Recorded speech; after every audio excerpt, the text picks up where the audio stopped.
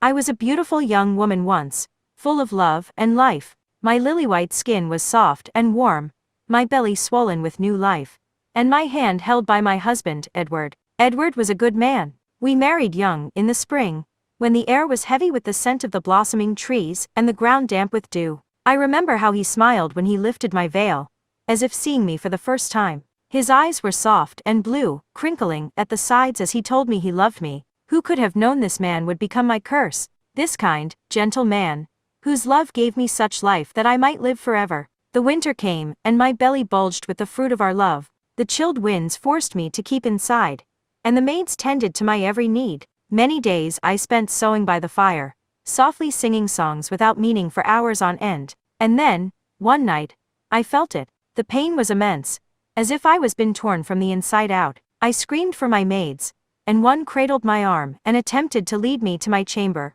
Another ran for Edward, and he came crashing through the door, his manner wild with fear and excitement. He took my other arm, and I was brought moaning up the stairs, wailing, and huffing with excursion. When finally I was safe in my bed, the doctor came. He went about his way, and ordered me to push and breathe while Edward held my hand, both of us soaked with sweat. Suddenly, the doctor paused. He spoke quietly to the midwife, and she ushered Edward out the room. He protested madly, shouting over her shoulder, "I am with you, Joanna.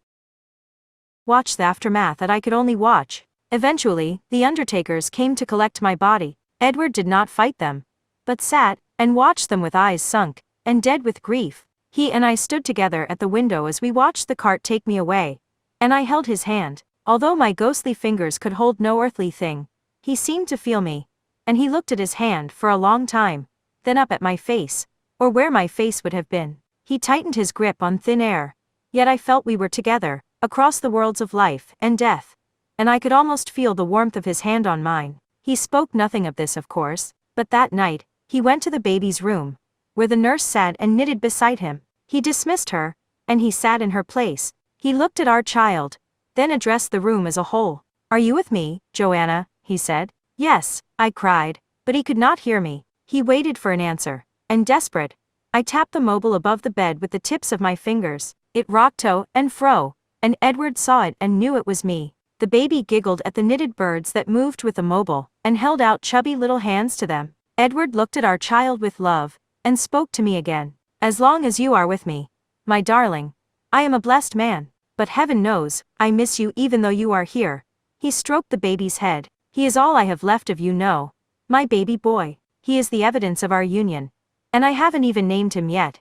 He let tears run down his face as the boy gripped his finger in his tiny palm. "Jonathan," he whispered, "in memory of my Joanna."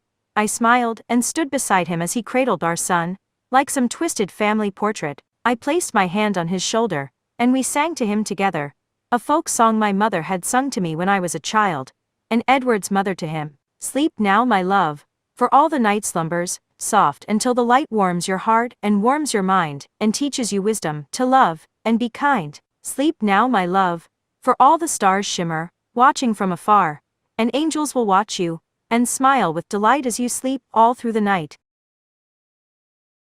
In my new, spectral form, I could not sleep, but was content to watch my family, and stay with them.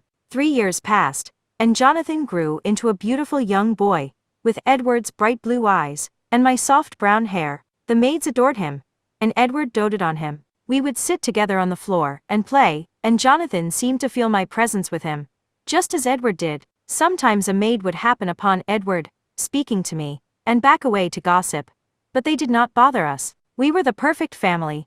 That winter, after his 3rd birthday, Jonathan became terribly ill. His fever ran high, and beads of sweat ran off his little head, and Edward cried for him. The coughing was the worst part. I could not hold my baby in my arms and tell him it would all be all right, but only stand and watch as he coughed up blood and mucus. His plump little body became emaciated and his face sallowed with sickness. The doctor told Edward it was too late to save him, and all they could do was make his passing comfortable. He wept all night, holding my sweet baby's hand, and when he cried, he called him Joanna. I wondered if my baby would join me in the next life, and that I might finally be able to touch him. I had seen other spirits in this realm, the ghost of the gardener's boy that was crushed by a falling tree, the specter of the old man who had lived here before us and passed in his sleep. But not many. I had spoken to them once or twice, but one by one they left me. The old man was first. He moved on not a month after I had come to this world, and the gardener's boy left when his father died. After a terrible force caused his heart to stop, I was alone on this side of reality. I suppose it was selfish to wish this upon Edward, but it was such a lonely existence. I never wished for Jonathan's death, but it came sure enough. He'd been sick for so long. It was almost a relief when he finally passed. I could see it in Edward's eyes. Behind the pain of his loss, he held my baby's hand so tight it was almost impossible for the doctor to move him away. Then he locked himself in our chamber, weeping uncontrollably. I wept too. I had lost my only son. Never again would I see him laughing with Edward or squirming on the maid's lap. And still he did not come to me in the next life. I waited for days, but he never appeared. I felt the pain of loss in full force. He was truly gone, snatched away from me forever. I screamed and howled, and the sorrow turned to fury, giving me the strength to fling vases from their places, smash mirrors, and throw open doors in my mad search for my son. The maids were driven almost insane with fear, and called for the priest to exorcise the house, but Edward would not allow him to take me away. We looked together, I in the spirit world, and he in his dreams, and still there was no sign of Jonathan. Edward barely left his room, but sat in his bed and spoke to me, even when I was not in there with him. I suppose it brought him comfort not to be alone, but I was alone, and I was afraid of being so forever. Many doctors came to see him, friends, and even religious men, in the hopes of bringing him back to health. They told him it does not do to dwell on dreams. We must all move on. But my Edward refused. He expressed his fear to them, telling them I had stayed behind, but Jonathan had not returned to him. He asked if Jonathan was lost and afraid, or if it was I that was left behind. They only shook their heads at him. "Joanna isn't here," they would say. As I held his hand as my misery grew, I grew stronger with it. Rumor quickly spread around the town of hauntings in my home. The servants told their friends of things moving out of place, of doors opening and slamming shut of their own accord, candles blowing out without wind, and my disembodied cries echoing throughout the house. One maid, a simple creature called Marianne, was dusting the mantelpiece one warm June night, and happened to glance into the mirror. Behind her, she saw my ghostly image, darkened with fury and loss, but when she turned, she could not see me. She quit that night. The cook was soon to follow, after I forced all the knives to hurl themselves at the wall near where he stood. I never intended to harm them, only to drive them away, so we could be alone, my husband and I. Those rumors they spread were toxic to him, and I knew that I must protect him. I had no idea that I was sealing my own fate.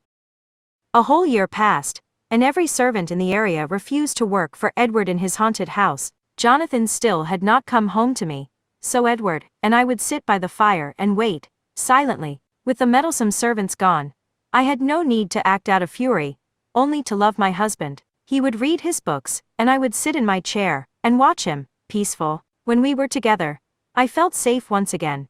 But when he slept, I felt fear, and loneliness rush back to me like vomit rising in my throat, and once more I would tear the house apart and cry for Jonathan. Edward hanged himself on the 5th anniversary of my death and Jonathan's birth, from the chandelier in the dining room. I wonder if I truly tried to save him, or did I let him die so he could come to me? I can't remember now, it has been so many years. No one had worked for my husband for such a long time.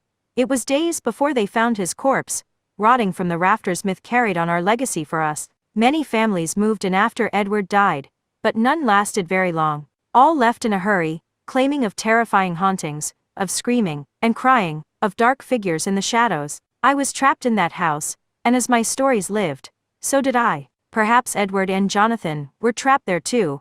Many families complained of hauntings I never performed, of a child laughing, of a man softly singing. Maybe they were with me, but inaccessible, or maybe the families had exaggerated their stories, but either way it drove me to anger. I wandered that house for hundreds of years trying to find my family, but I never saw them again. I saw other spirits from time to time, as I had seen them before. I saw a little girl who had been run over by a cart, and a wife who had been beaten by her husband. I saw the grisly burns on the specter of a baker who had died in a fire, and heard the crying of babies that were lost before they even learnt to talk. Some of them left much faster than others, as people began to forget them. The beaten wife disappeared one day, as her sister passed and her husband took a new wife to torment. The baker passed along with his wife, and the babies vanished when their mothers gave birth to new sons and daughters. But people did not forget me, in my haunted house all alone. My story was passed on from generation to generation, and my house became a cheap tourist attraction.